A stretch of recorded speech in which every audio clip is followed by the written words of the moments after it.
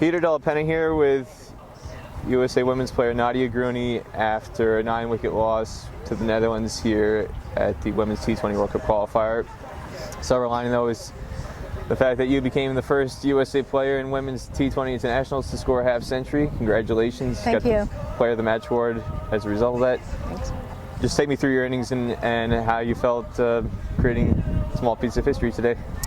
Yeah, as you know, we've had rough start to the tournament, or most of the tournament really.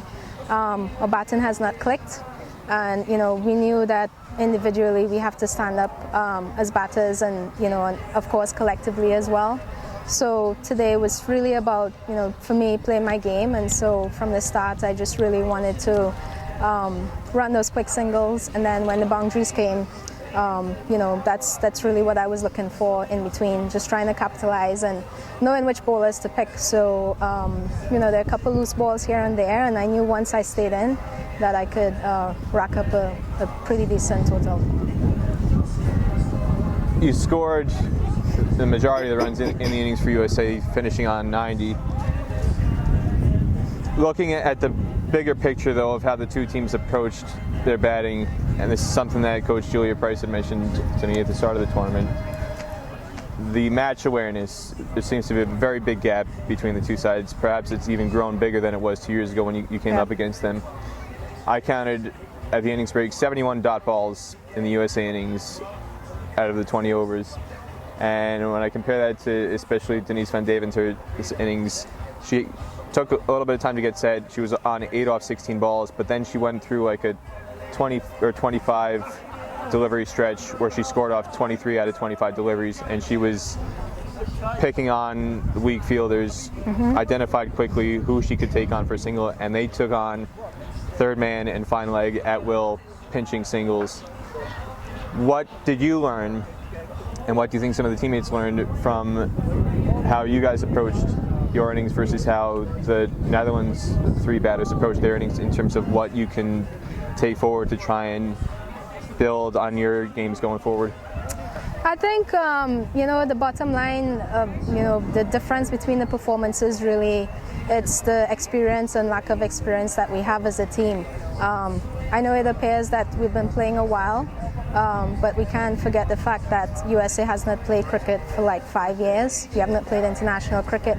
So while a lot of teams have been able to play tons of games per year, each of those years, we're just trying to catch up.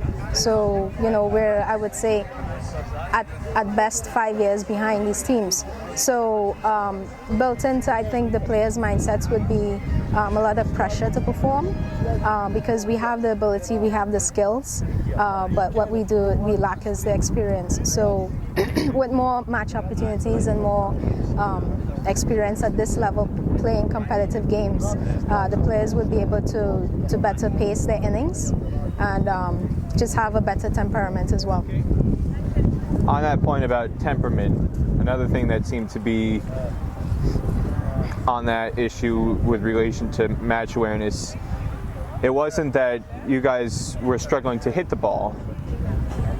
You got a lot of full tosses collectively as a batting unit, and even the good to decent length deliveries that Netherlands were bowling, almost you and all of your partners, almost everybody was timing the ball fine, but there was no touch, there was no finesse. You were just pushing it very hard with hard hands to the fielders almost every single time, picking out fielders in the ring.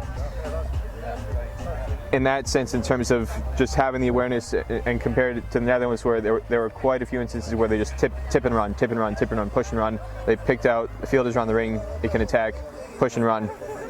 Those subtle things, again, were lacking. What needs to change, either from a development standpoint or from a tactical standpoint, to close the gap in that regard? Again, it goes back to experience. It goes back to playing a lot more games and being able to maneuver those balls, because I mean, as you said, we've got hard hands on those. Many of those balls we're playing to the fielders.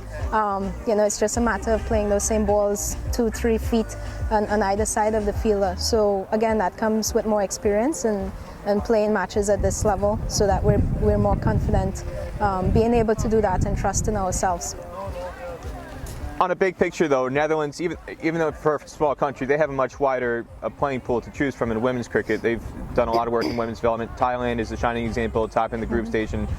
Very good opportunity for them to qualify for the first ever World Cup, growing their playing pool.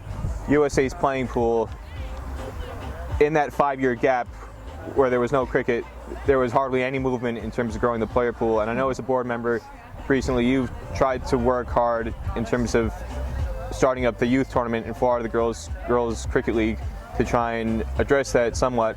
But big picture around the rest of the country, there's very little that's been done to really grow the numbers, so that you just simply have a larger talent pool to pick from. It's a numbers game at this point.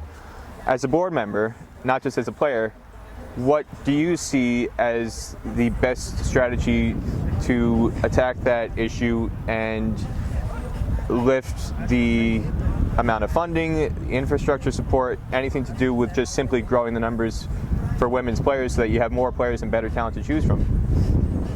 Okay, Peter, you've asked me to wear my board member hat now, here as a player, but on that note, it is important and it is critical to USA teams, national teams, women teams performing at the international level. And you know, as you've seen several of these girls at that age, and you've seen some of their abilities and potential. So on a national level, I would say that we really focus on that under 19 category, and just really getting them into camps and developing the skill at that age where it really makes a difference and an impact on their abilities going forward. So that's a focus that we would look at moving forward, definitely for next year, especially given the fact that ICC is most likely going to start an ICC Women's Under-19 World Cup in 2022, I believe it is.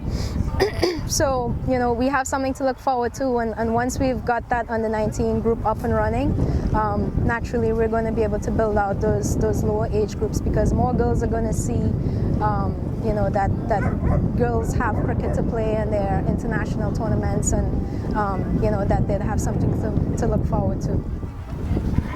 Anything else you want to say about today's performance of the tournament as a whole, taking a look forward into your final match, which is going to be against the loser of the Scotland-Namibia match to come later today?